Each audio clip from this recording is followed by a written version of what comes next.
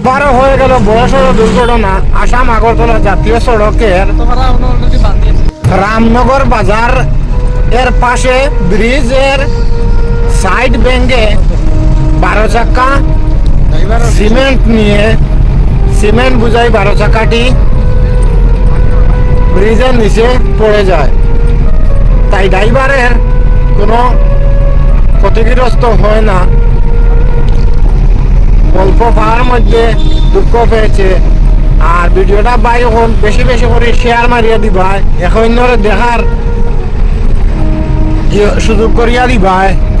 আপনারা গাড়ি গুড়ি আমার যত ড্রাইভার ভাই হল আসো, ঘুমে ধরলে ভাই হল ঘুমাই দিবাই। ঘটনাটা হয়েছে কালকে রাত্রে 1:30টার সময়।